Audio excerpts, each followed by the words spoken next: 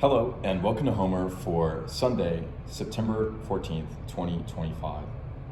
Today we will be reading from lines 61 to 75 in Book 12 of the Iliad, in which we hear Pouludamas' speech. Thank you so much for being here with me today, and I hope you enjoy. Let's do the English first. Hector, and ye other leaders of the Trojans and allies, it is but folly that we seek to drive across the trench our swift horses. Hard in sooth is it to cross, for sharp stakes are set in it, and close anigh them is the wall of the Achaeans. There is it no wise possible for charioteers to descend and fight, for the space is narrow, and then methinks shall we suffer hurt. For if Zeus, that thundereth on high, is utterly to crush our foes in his wrath, and is minded to give aid unto the Trojans, there verily were I too fain that this might forthwith come to pass, that the Achaeans should perish here far from Argos and have no name. But if they turn upon us and we be driven back from the ships and become entangled in the digged ditch, then methinks shall not one man of us return back to the city from before the Achaeans when they rally, even to bear the tidings. But come, even as I shall bid, let us all obey. Amazing. Let's do the Greek. Hector te dalloi tron gaed epikuron. Afrareos diatafron alaunom anokeas hippus, Eira malargele paran scolopes carenautei, Oxes estasin potidautus te cosecaion, Entu possestin catabem annuo de macestai, Hippausi steinos garothi possestai ovio, Emen gartus pancucaca proneon alla paz dei, as deus subsi bremetes troes nehia taregen, tanago tecaloimi, cetheloimi caeauticatur togenestai, no nunnus apolestai apargeos entadacaius, decupos repsos ipalioxis degenetai, Ec nauon cae tafroieni plexom en aructei, Uacatapeto io erangelon apono estai, Apsoron protiastu elhincthenton hypacaion, Alagathos anego heipo petom ethapantes. Amazing.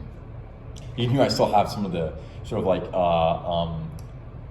the pitch from the run through I did at Book 9. It really sticks with you, and I really miss using the lyre. But we deal with what we can here today in the Homer YouTube channel.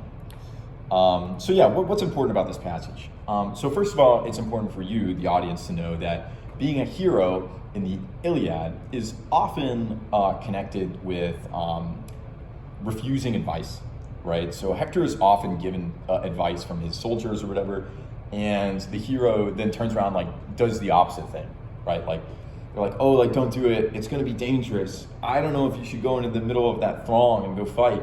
And then the hero is like, this is what makes it courageous, is that they do it anyway, right? So having the prudence, having the knowledge to go forth and do battle, even though it seems really, really like a bad idea, right? So what's interesting here is that, Hector will be convinced by this. And of course, it's interesting that he's convinced by this here because of the fact that it's in the face of this technology, right, which they're unable to get their chariots past, which is, of course, the mechanism for carrying the aristoi, right, the heroes, right, as opposed to the pesdoi, the archers, right, into battle. So it's because of the fact that the charioteers can't get close, or perhaps most importantly, that they wouldn't be able to get out, right? So for instance, like they would try to retreat, but they would die. So it's not that the Achaeans would kill them there, it's that if the fight went badly and they tried to get out, they would have no hope of getting out, which I think is an interesting sort of like difference in perspective than we have. Like, when they think of failure, they think of coming back and not surviving. They don't think of like actually dying in one-to-one combat. That's also important, right? But basically, so this idea of courage is set aside here because we have the technology of the teikos, right? Altus teikos kaion, right?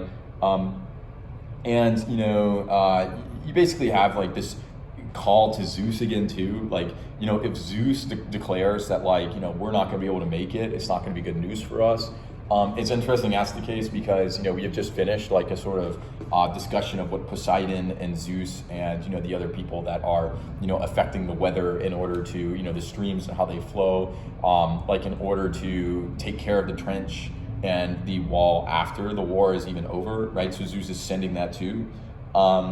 Basically, like it is tying these two passages together with this sort of like inauthentic Pouludamas, who some people theorize is not like a real hero, or particularly an adventure by Homer anyway. So it's connected to last time's reading, and we will see it be more connected next time. So get excited. The last thing I want to mention is this sentence, which I think is very beautifully constructed. The last one, alagathos anagoe pope thol methapantes alagath. So go forth and do, right?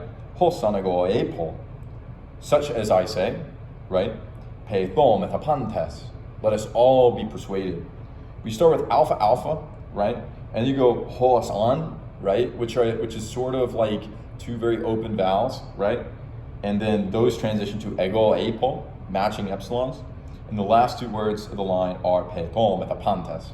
So 2 words, 4 words in the middle clause, 2 words in the final clause, alpha alpha, omega, alpha, and then epsilon, epsilon, pi, pi, right?